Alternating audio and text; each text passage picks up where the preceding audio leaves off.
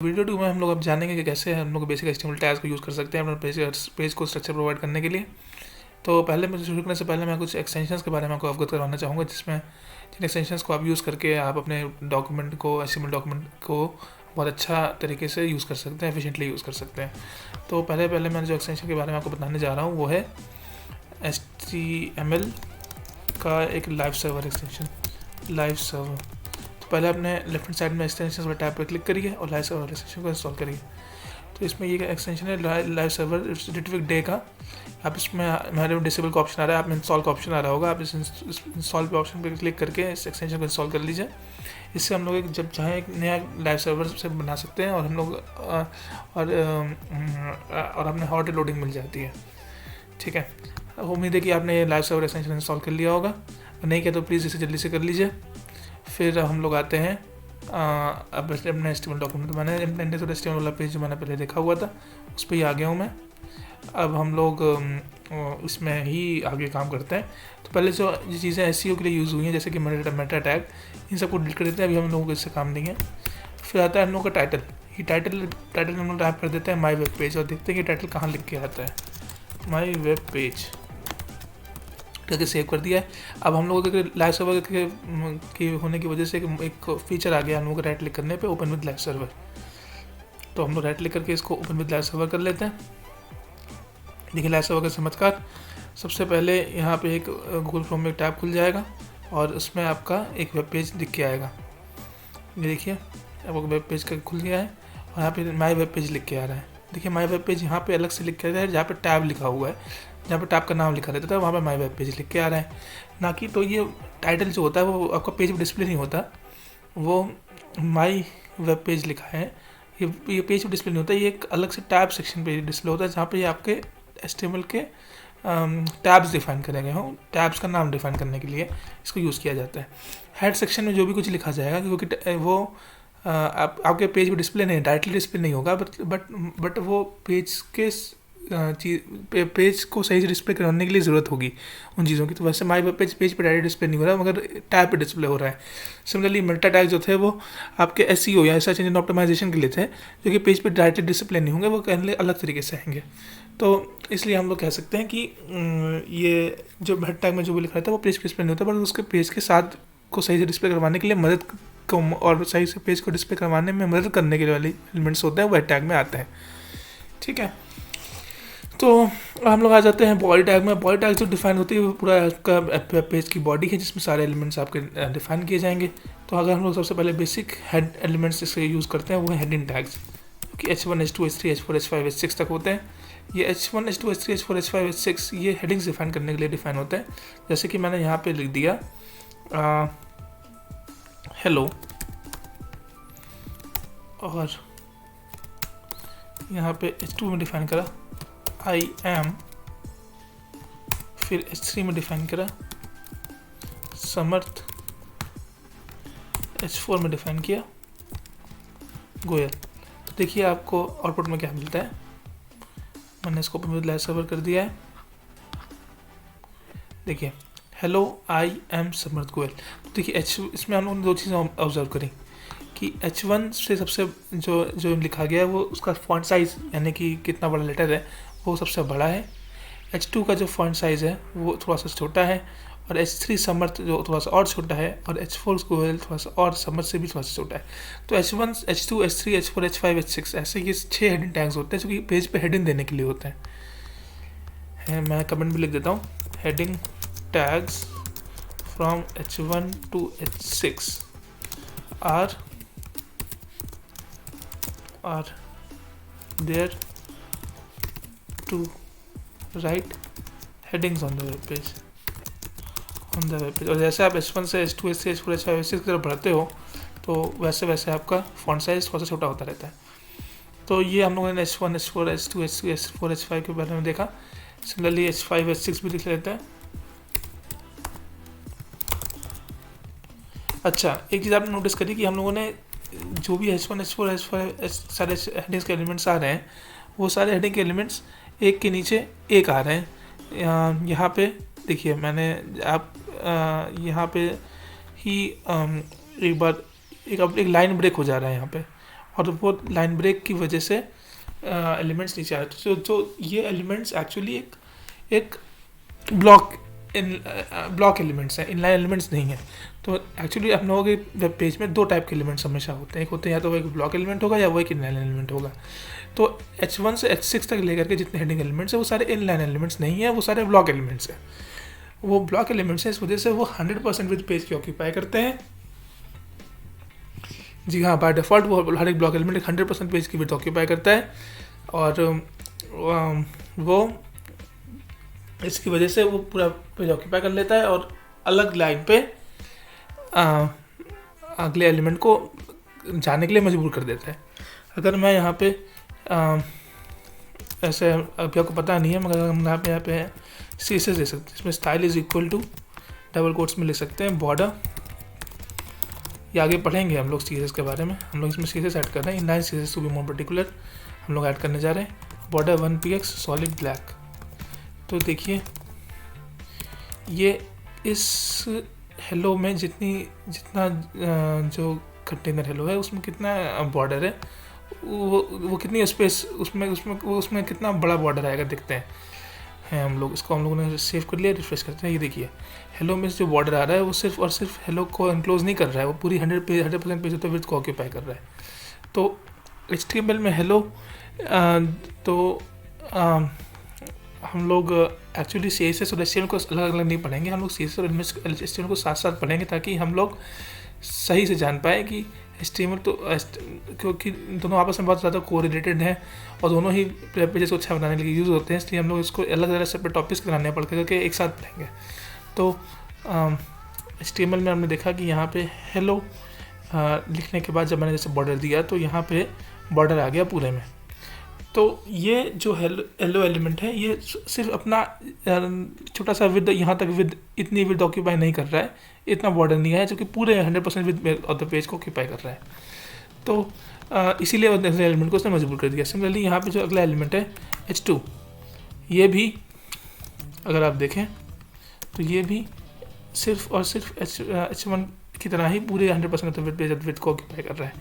अच्छा, अगर हम लोग चाहें तो एक ब्लॉक एलिमेंट को इनलाइन एलिमेंट और इनलाइन एलिमेंट को ब्लॉक एलिमेंट भी बना सकते हैं। तो उसके लिए हम लोगों को यूज़ करना पड़ेगा CSS। तो मैं आपको CSS लिखना भी सिखा रहा हूँ। जैसे कि हम लोग यहाँ पे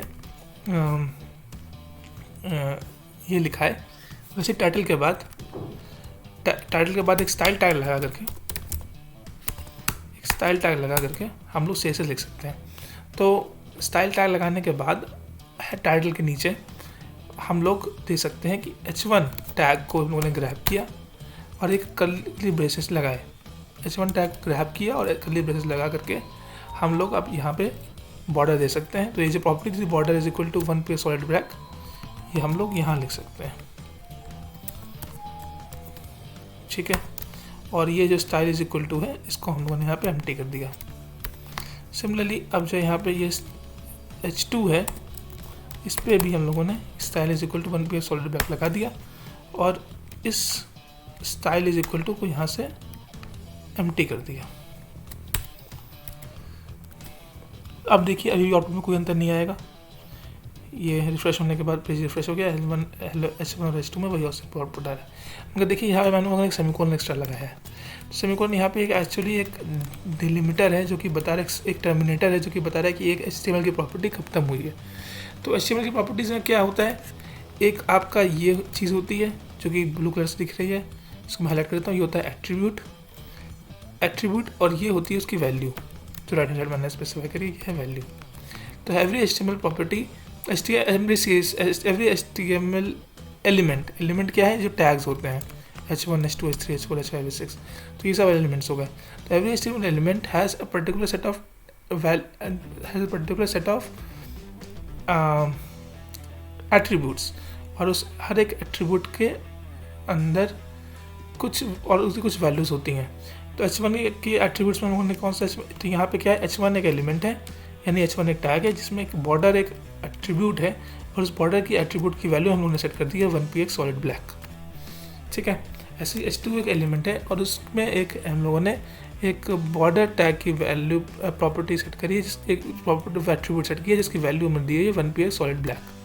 सिमिलरली आप लोग इसको में कलर अगर और कलर लिख सकते हो। अगर मैंने ब्लैक की जगह यहाँ पे रेड कर दिया, देखिए यहाँ पे रेड कलर आ जाएगा पेज रिफ्रेश होने पे। तो आज के लिए इतना ही। हम लोग कह रहे थे कि क्या हम लोग इस एलिमेंट को ब्लॉक एलिमेंट की जगह इनलाइन एलिमेंट कर सकते हैं। तो पहले इनलाइन एलिमेंट के बारे में जानते हैं क्या होता है। इनलाइन एलिमेंट वो होता है जो कि 100% विड्थ ऑक्यूपाई नहीं करता है, वो सिर्फ उतनी विड्थ ऑक्यूपाई करता है जितना पेज के जितना स्पेस उस एलिमेंट को मिनिमम से मिनिमम ले सकता हो, उतनी विड्थ ही वो ऑक्यूपाई करता है। जितनी नेसेसरी हो उतनी ही ऑक्यूपाई करता है। और फिर अगर वो प्रॉपरली उतनी विड्थ ऑक्यूपाई करता है तो अगले लाइन से शुरू होने की कोई ज़रूरत भी नहीं है, क्योंकि 100% विथ होने की वजह से ही तो वो मजबूर कर रहा था उसको नेक्स्ट लाइन में आने के लिए। जब वो 100% विथ ऑक्यूपाई करेगा ही नहीं, सिर्फ उतनी विथ ऑक्यूपाई करेगा जितनी नेसेसरी है, तो अगला एलिमेंट को मजबूर नहीं होना पड़ेगा अगले लाइन में आने के लिए, तो वो उसी लाइन में आ जाएगा। डेमो के लिए हम यहाँ पे अगर हम लोग यहाँ पे दोनों में डिस्प्ले इनलाइन लिख दें और यहाँ पे भी डिस्प्ले इनलाइन लिख दें,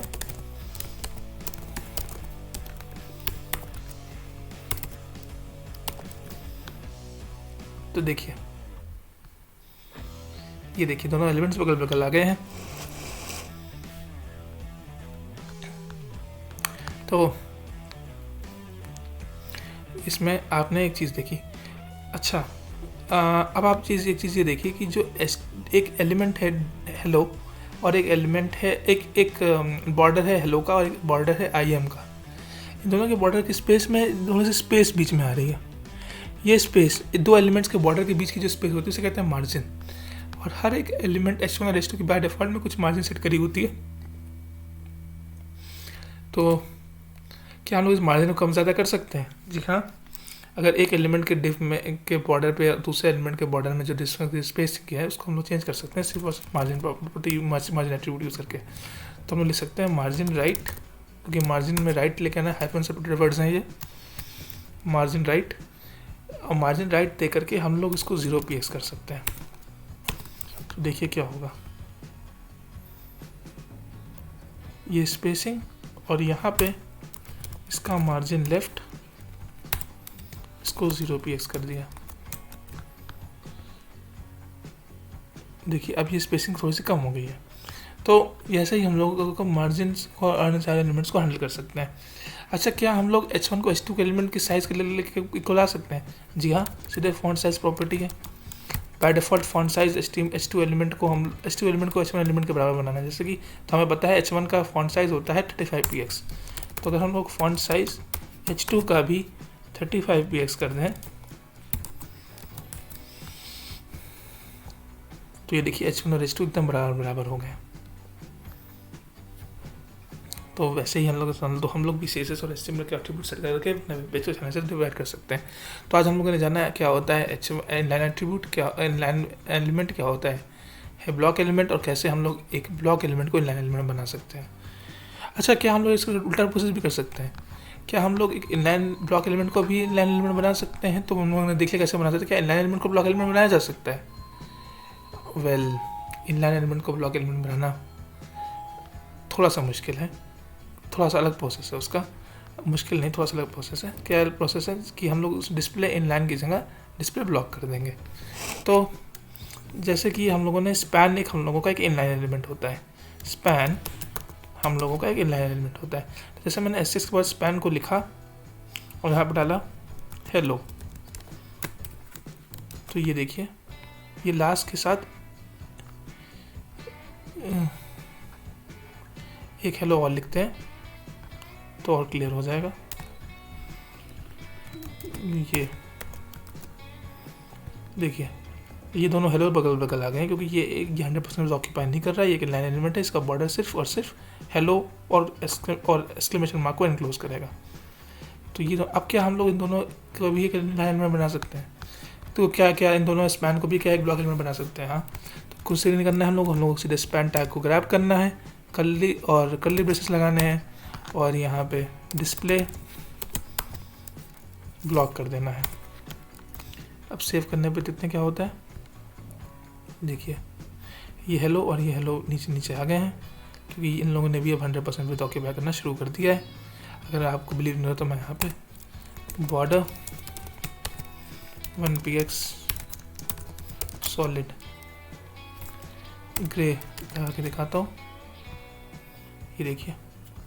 और अगर यहाँ पे मैं डिस्प्ले इनलाइन ब्लॉक हटा दूंगा तो ये इनलाइन एलिमेंट्स की तरह वर्क करने लगेंगे और बगल बगल आने लगेंगे। ठीक है, तो ये हम लोगों ने जाना आज की इनलाइन एलिमेंट्स क्या होते हैं, ब्लॉक एलिमेंट्स क्या होते हैं, और कैसे हम लोग एक इनलाइन एलिमेंट को ब्लॉक एलिमेंट और एक ब्लॉक एलिमेंट को इनलाइन एलिमेंट बना सकते हैं। ठीक है, आगे कंटिन्यू करते हैं हम लोग टैग्स। अगर आप के आगे हम लोग हाँ, तो आगे के हम लोग कंटिन्यू करते हैं इनलाइन, अगले वीडियो में मिलेंगे। इसके बाद इनलाइन एलिमेंट्स और ब्लॉक एलिमेंट्स के बारे में जानकर क्या पूछा जाए, एक बहुत इंपॉर्टेंट कंसेप्ट है, इसलिए हमें बहुत जगह यूज़ होगा। तो अगर आपको वीडियोस हमारे पसंद आते हैं तो प्लीज़ हमारे चैनल को लाइक करें, सब्सक्राइब करें और कमेंट करना ना भूलें। आप कमेंट करने से ही मुझे पता चलेगा कि आपकी वीडियोस में कहाँ पसंद आ रहे हैं कि नहीं आ रहे हैं, और क्या मैं सुधार इन वीडियोज़ में कर सकता हूँ। प्लीज़ आप अपने कमेंट्स को ज़रूर से वीडियो पे लाइक शेयर और कमेंट ज़रूर करें। Thank you.